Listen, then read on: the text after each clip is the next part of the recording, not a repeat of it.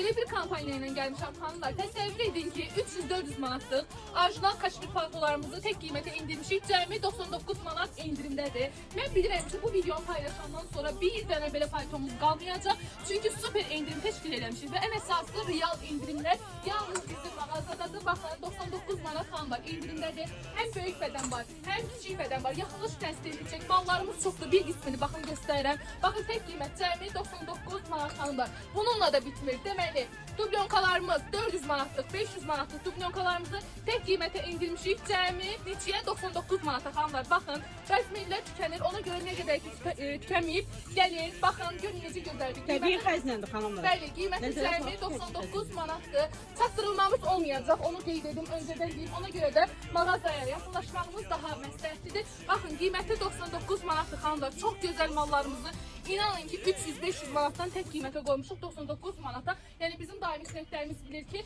bu məhsullarımız çox baha olub. Baxın 99 manat. Nə qədər ki kampanyamız bitməyib. Gəlin əldə eləyin. Hər birinizi mağazamıza gözləyirəm. Buyurun gəlin yararlanın.